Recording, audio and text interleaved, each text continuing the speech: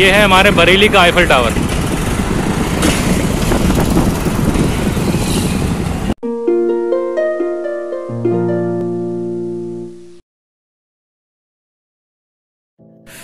Hello everybody, welcome to the new vlog. उम्मीद करता हूँ आप लोग बहुत ही अच्छे होंगे और शानदार होंगे। तो दोस्तों, आज मैं बहुत ज़्यादा एक्साइटेड हूँ। मेरी एक्साइटमेंट का रीज़न ये है क्योंकि आज मैं जा रहा हूँ as a guest speaker on a radio station, और रेडियो स्टेशन का नाम है आकाशवाणी। तो चलिए चलते हैं। और जैसे कि 5 जून को वर्ल्ड इन्वायरमेंट डे होता है, तो मुझे उसी के सिलसिले में बुलाया गया है रेडियो स्टेशन में। तो दोस्तों, वीडियो में लास्ट तक बने रहें, बहुत मज़ा आएगा। और अगर आप चैनल पर नए हैं तो सब्सक्राइब कर दीजिए और पास ही दिए बेल आइकन को प्रेस करें। तो चलिए चलते हैं और एंजॉय करते हैं। Let's go. In the same way, gotta build up of my thoughts sitting in an ashtray. I'm sorry that I'm so inconvenient, okay? Just let me be me and I'll stay out of your way. I can see the way you look at me, I'm such a disgrace. I never really asked to be brought into this place. You wanna love me? Well then baby, have a taste. All the highs and the lows, no you'll never be the same. I don't really wanna hurt you, but I can't control the pain. If you're sticking by my side, maybe we could be okay. Okay, maybe you could be the change I need today. I promise that I've never felt this way. I really hope that you will choose to stay through all the pain. ये है हमारे बरेली का Eiffel tower. Tell me what's wrong, why you never said you felt that way. Guess you're trying to stay strong and fake a smile until I look away. But I've known you. तो guys, हम लोग finally पहुंच चुके हैं आकाशवाणी केंद्र। तो चलिए चलते हैं अंदर, अपनी रिकॉर्डिंग जहां होनी है वहां चलते हैं। तो गलती से मिस्टेक हो कि मुझे जाना था आकाशवाणी और मैं पहुंच गया दूरदर्शन केंद्र, क्योंकि दोनों की बिल्डिंग एक ही आमने सामने बिल्डिंग है। तो इस वजह से मैं किसी और बिल्डिंग में पहुंच गया। तो चलिए चलते हैं हम लोग आकाशवाणी केंद्र। गर्मी बहुत पेल के हो रही है यार, मतलब आज तो बुरी वाली टैनिंग होने वाली है। तो गाइज, हम लोग फाइनली पहुंच चुके हैं रिकॉर्डिंग स्टूडियो में, और मेरे साथ में सर है। सर, आपका नाम क्या है? कुमार बहादुर। तो चलिए स्टार्ट करते हैं, वीडियो में लास्ट तक बने रहे हैं। श्रोताओं, कार्यक्रम में आप सभी का बहुत बहुत स्वागत है। और जैसा कि आप जानते हैं कि आज है 5 जून, यानी कि विश्व पर्यावरण दिवस। और आज हम नहीं, पूरे विश्व के जितने भी देश हैं सभी इसी चिंता में है कि जो पूरे हमारी जो पृथ्वी का तापमान है वो बढ़ता जा रहा है, और ग्लोबल वार्मिंग की जो समस्या है वो अभी मुंह खोले हुए खड़ी हुई है। तो आज हम बात करेंगे इन्हीं सब के बारे में। और हमारे साथ बात करने के लिए हमारे साथ स्टूडियो में है अभिषेक राजौरिया जी। अभिषेक जी सिविल इंजीनियरिंग बीटेक हैं और इन्होंने मास्टर डिप्लोमा किया है बिल्डिंग डिजाइन में। अभिषेक जी, आपका कार्यक्रम में बहुत बहुत स्वागत है।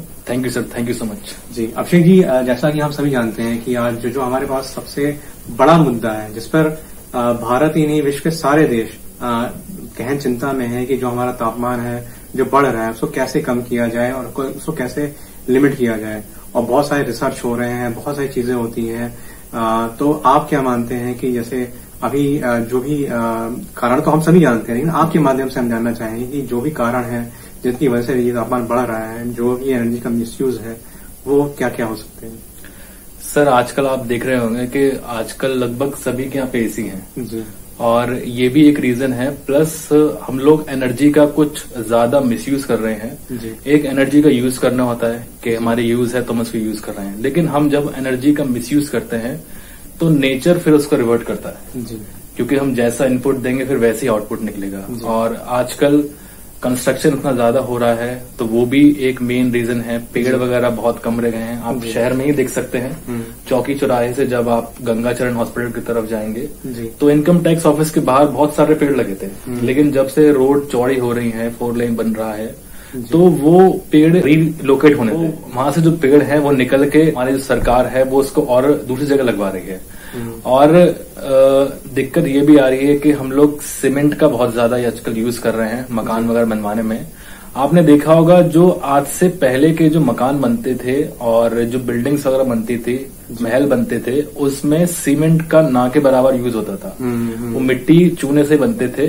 तो वो क्या करते थे, वो टेम्परेचर को सर्दियों के टाइम पर इतना रखते थे कि आपको मतलब ज्यादा कूल नहीं लगेगा, ठीक है। लेकिन गर्मियों में वही बिल्डिंग आपको बहुत ज्यादा अच्छी हवा मिलती थी, प्लस वहां का टेम्परेचर बहुत सही रहता था। आप जब भी किसी पुरानी बिल्डिंग या महल में जाते हैं, लखनऊ हो गया या न्यू दिल्ली हो गया, वहां जाते हैं तो आपको वो चीज फील होती है, क्योंकि जिस तरीके का कंस्ट्रक्शन पहले होता था, आज की डेट में मॉडर्नाइजेशन के नाम पर वो कंस्ट्रक्शन चेंज हो चुका है। तो आजकल जो दीवारें हैं वो सीमेंट की ज्यादा बन रही हैं, ईंटों की ज्यादा बन रही हैं, और जब सीमेंट यूज होता है तो उसका कार्बन फुटप्रिंट जो है नेचर में बहुत कम रहता है वो, तो वो दिक्कत करता है हमारे लिए, सबके लिए। जी और जैसा कि आप एक सिविल इंजीनियर हैं और आपने बिल्डिंग डिजाइन में भी डिप्लोमा किया है, तो आज हम खासकर इसी बारे में बात करना चाहेंगे कि जो हमारा मकान का जो आर्किटेक्चर है या फिर जो ऑफिसेज हैं जो कमर्शियल यूज के लिए बनते हैं, उनका डिजाइन कैसा हो, उनका आर्किटेक्चर कैसा हो, ताकि जो एनर्जी है उसको कम से कम यूज हो उसका। देखिए, मैं इस बारे में आपको साउथ का बहुत बड़ा एग्जांपल दूंगा, क्योंकि आजकल साउथ इंडिया में हमारे इको फ्रेंडली होम्स वगैरह बन रहे हैं। तो एक होटल भी खुला है, मुझे उसका नाम याद नहीं है। तो उस होटल में सबसे बड़ी खास बात यह है, उस होटल में कोई भी एसी नहीं है। अच्छा। 4-5 माले का वो होटल है, लेकिन उसमें कोई भी एसी नहीं है, लेकिन आपको जो टेम्परेचर वहां का लगेगा वो 18 से 25 रहेगा। जी। मतलब वहां का टेम्परेचर 18 से 25 से ऊपर नहीं होता है। अच्छा। मेंटेन रहता है वहां पे, क्योंकि उन लोगों ने जो टेक्निक यूज की है, जो हमारे पहले यूज होती थी आज से पहले, वो यूज की है। उन्होंने हॉलो ब्रिक्स का यूज किया है, प्लस सीमेंट का कम से कम यूज किया है। और एसी ना होने का एक रीजन ये है कि उन्होंने जो भी उसका वेंटिलेशन किया है बहुत अच्छा किया है, प्लस जितनी भी वहां की हॉट एयर होती है उसको एक वेंटिलेशन पाइप के थ्रू फाउंडेशन में पहुंचाते हैं वो लोग, और फाउंडेशन से वो एयर एक फैन लगा होता है नीचे, ताकि वो एयर जो होती है वहां से कूल होके जो वहां से एक दूसरे वेंटिलेशन पाइप से बिल्कुल फ्रेश एयर मिलती है, तो आपको एसी वाला फील पूरे होटल में मिलता है। अच्छा, मतलब उन्होंने अपने जो डिजाइन है वो इस तरीके से कर रखा है कि ना वहां पर किसी एसी की जरूरत है और ना किसी हीटर या ठंडियों में हीटर या किसी और की जरूरत है। प्लस एक चीज और है, वो जो भी उस होटल का वेस्ट वाटर होता है वो लोग उसको प्योरीफाई करके फिर उसको रीयूज करते हैं। जी, ये तो बहुत ही अच्छी बात है। और जैसा कि आपने वाटर का बात किया, तो बहुत सारी टेक्निक्स भी हैं जहाँ पे हम रेन वाटर हार्वेस्टिंग कर सकते हैं, तो उसके बारे में जानना चाहेंगे कि किस तरीके से जो हमारे घर है वो होने चाहिए। रेन वाटर हार्वेस्टिंग आज से पहले मतलब आज भी यूज होती है, लेकिन आज उसका यूज बहुत कम हो गया है। जी। हम लोगों ने अर्बनाइजेशन के नाम पर रेन वाटर हार्वेस्टिंग इतनी अच्छी टेक्नोलॉजी को हमने यूज करना बंद कर दिया है। जी। और उससे जो भी हमारा छत का बारिश का पानी होता है उसको हम फिर से ग्राउंड वाटर में कन्वर्ट कर सकते हैं। जी। सिंपल सी टेक्निक है। मान लीजिए आपका 100 गज का मकान है, छोटे शहर की बात करता हूँ, तो मान लीजिए आपका 100 गज का मकान है, तो आपका जो भी लॉन वाला एरिया होगा, या आप एक ऐसी जगह बना सकते हैं जहां पे 2 से 3 फीट का गड्ढा आप खोद सकते हैं। जी। और उसमें आप ऐसा सिस्टम रखेंगे कि सबसे ऊपर जो रहेगा वो बारीक वाली गिट्टी रहेगी। अच्छा। मतलब जो मकान वगैरह में यूज होती है वो रहेगी, प्लस सबसे जो नीचे रहेगी वो मोटे वाले पत्थर रहेंगे। अच्छा। अब जो बारीक वाली गिट्टी है वो पानी को पास होने में हेल्प होगी, और उससे एक हेल्प और मिलेगी, पानी हमारा रिस के आएगा। तो रिस के जब पानी आएगा तो हमारा प्योर फॉर्म में आएगा, और जो बड़ी वाली गिट्टी रहेगी, जो बड़े वाला पत्थर रहेगा, वो जो भी हमारी फिजिकल इम्प्योरिटी है उसको रोकने में हेल्प करेगा। जी जी जी, ये तो है ही है। और जो हमारे श्रोता इस कार्यक्रम में सुन रहे हैं वो भी इससे प्रेरित हो सकते हैं, और जो अपने घर पे ही जो वाटर हार्वेस्टिंग है, जो स्टोरेज है, उसको जैसा आपने बताया उस तरीके से कर सकते हैं। अब बात करें सोलर एनर्जी की, तो जो हमारे आजकल जैसे आप देख रहे हैं, भारत सरकार बहुत प्रयास कर रही है कि जो सोलर एनर्जी है उसका बहुत से ज्यादा यूज हो। तो आप हमारे श्रोताओं से क्या कहना चाहेंगे कि किस तरीके से वो जो सोलर पैनल्स होते हैं उसको अपने घर पर ही या फिर जहां कहीं जगह मिले वहां पर उसको लगा सकते हैं, और मैक्सिमम जो बिजली है वो वहां से ले सकते हैं। आजकल जैसा आप देख रहे हैं कि एसी का यूज भी बढ़ गया है, तो उस यूज की वजह से जो बिजली का बिल है वो भी बढ़ गया है। तो लोगों ने उससे बचने की एक टेक्निक निकाली है। हालांकि ये सोलर एनर्जी बहुत टाइम से यूज हो रही है, लेकिन आजकल कुछ ज्यादा इसका यूज बढ़ गया है, शहरों में भी अब यूज हो रही है। वो लोग इस सोलर एनर्जी का मतलब आजकल एसी भी आ रहे हैं इसके, जो सिर्फ सोलर प्लांट से ही ऑपरेट होते हैं। और मान लीजिए आपका 200 यार्ड के आसपास का आपका मकान अगर है तो आप उसमें लगभग 1 लाख के आसपास का आपका एक प्लांट लगेगा सोलर एनर्जी का, तो उससे आपके पूरे घर की बिजली यूज हो सकती है आराम से। प्लस उसमें एक एसी भी 1 टन का आराम से चल सकता है। जी, तो ये तो बहुत ही अच्छी बात है कि सोलर एनर्जी का यूज करके जो एक तो आप बिजली का जो बिल है वो कम कर सकते हैं, वो आपका जो फाइनेंशियल बर्डन है वो भी कम होगा, और जो पर्यावरण को जो मदद है वो तो मिलेगी ही मिलेगी। अच्छा, अभी अगर बात करें, क्योंकि हमारा जो मेन टॉपिक था बिल्डिंग का आर्किटेक्चर के लिए जी, तो अभी आप देखिए कि जितने भी बड़े बड़े कंपनीज हैं, एमएनसीज हैं जी, वो बहुत ज्यादा रिसर्च करती हैं कि कैसा हमारा बिल्डिंग का आर्किटेक्चर हो, ताकि उनकी खुद की जो एनर्जी है, मतलब जो एनर्जी यूज हो रही है लाइटिंग में हो या कुछ भी हो, तो वो कम से कम हो। तो उसके बारे में थोड़ा सा जानना चाहेंगे कि कैसे वो लोग इस तरीके से करते हैं मैनेज। उसके लिए हम लोग क्या कर सकते हैं, हम लोग बिल्डिंग में प्रॉपर वेंटिलेशन दे सकते हैं। अब जब हम प्रॉपर वेंटिलेशन देंगे तो ये है बिल्डिंग का टेम्परेचर मेंटेन रहेगा, ज्यादा बिल्डिंग हीट नहीं करेगी, और हम लोग जो विंडो है वो अच्छी लगा सकते हैं ताकि नेचुरल लाइट ज्यादा से ज्यादा हमें मिल सके। ठीक है, और सीमेंट का हम लोग कम से कम यूज कर सकते हैं। उसके आजकल बहुत ज्यादा अल्टरनेटिव आ गए हैं, लाइक फ्लाई ऐश है ना, तो उसका यूज कर सकते हैं, क्योंकि सीमेंट का अगर यूज कम रहेगा तो उससे बहुत हेल्प मिलेगी।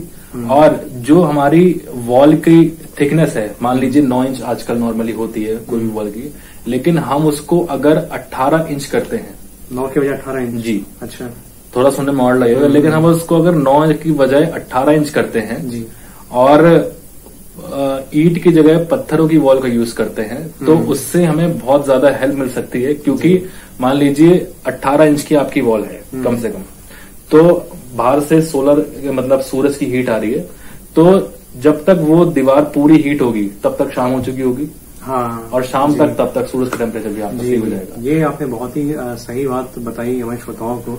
ये थोड़ी सी साइंस है जो हमारे श्रोताओं को समझने की जरूरत है, और क्योंकि जैसे आपने पहले वाला थोड़ा मुझे भी ऑड लगा, लेकिन जब आपने इसको समझाया तो मुझे ही फील हुआ। मैं आपको 1 मिनट बीच में रोकना चाहूंगा। आपने देखा होगा पहले के जो महल वगैरह बनते थे, तो उनकी जो वॉल की थिकनेस होती थी वो 4-4 फीट होती थी, 8-8 फीट होती थी। आप लखनऊ में होके आएंगे इमामबाड़े में, तो आप वो चीज देख सकते हैं। बिल्कुल, यहाँ जो बिल्कुल जाहिर सी बात है, आप ऐसे जगहों पे जा सकते हैं और खुद भी देख सकते हैं, फील कर सकते हैं। तो इससे तो यही लगता है कि जो हमारे पहले का जो आर्किटेक्चर था वो भी कितना समृद्ध था, और कितना लोग मतलब सोचते थे, कितना दिमाग लगाते थे, और उसी चीज को अगर हम आज फॉलो करें तो बहुत कुछ हम एनर्जी सेव कर सकते हैं। अच्छा, ये तो चलिए पर्यावरण पे दिवस पर ये सब बातें हम कर रहे हैं एनर्जी को सेव करने की। अभी उन क्षेत्रों की बात करते हैं जहां पे भूकंप ज्यादा आते हैं, तो उस पर भी साइंस है कि उनका भी बिल्डिंग का आर्किटेक्चर कैसा हो, ताकि वो जो भूकंप है उसका जो प्रभाव है कम से कम हो सके जी। तो उसके बारे में क्या कहना चाहेंगे आप? उसके भूकंप से बचने के लिए साइंस में एक टेक्नोलॉजी आती है, उसमें हम लोग स्प्रिंग का यूज करते हैं जी, है ना। हम लोग अगर स्प्रिंग लगाते हैं ना, तो स्प्रिंग क्या करता है, जो भूकंप की वजह से लोड आता है तो वो पूरे ग्राउंड में उसको बांट देता है इक्वली।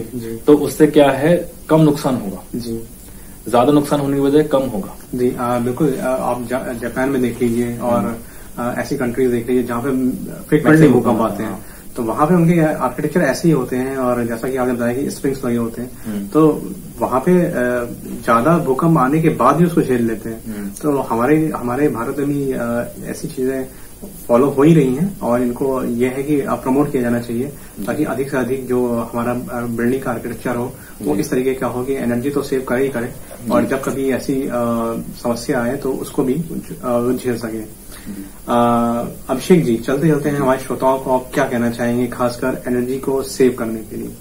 मैं सबसे यही कहना चाहूंगा कि एनर्जी का जितना हम लिमिटेड यूज कर सकते हैं जी, मतलब मिसयूज ना करें तो ज्यादा अच्छा रहेगा। क्योंकि हम लोग देख सकते हैं कि जो हमारी लाइफ में प्रॉब्लम है वो दिन ब दिन बढ़ती जा रही है ना, चाहे वो किसी भी टाइप में ले सकते हैं, वो प्रॉब्लम दिन ब दिन बढ़ती जा रही है।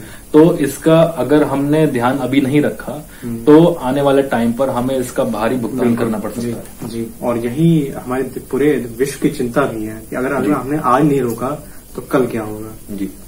अभिषेक जी, आप हमारे कार्यक्रम में आए, हमारे श्रोताओं को पर्यावरण दिवस के अवसर पर इतनी सारी जानकारी दी, आपका कार्यक्रम में आने के लिए बहुत बहुत धन्यवाद। Thank you sir, thank you so much. तो गाइस फाइनली रिकॉर्डिंग कंप्लीट हो चुकी है। एक्सपेक्टेड नहीं था कि इतनी जल्दी फ्री हो जाऊंगा, लेकिन फाइनली जल्दी फ्री हो गया और बहुत ज़्यादा अच्छा लग रहा है। आज सेलिब्रिटी वाला फील आ रहा है कि किसी जगह एज अ गेस्ट स्पीकर गया था। तो अब पता नहीं है, शायद मुझे लग रहा है 5 जून को आएगा ये, 5 जून को आएगा ये आकाशवाणी बरेली 100.4 मेगाहर्ट्ज़ पर। तो अब चलिए चलते हैं घर पर, गर्मी बहुत हो रही है। चलिए चलते हैं, देख रहा हो Akashvani, Eiffel tower, Eiffel tower.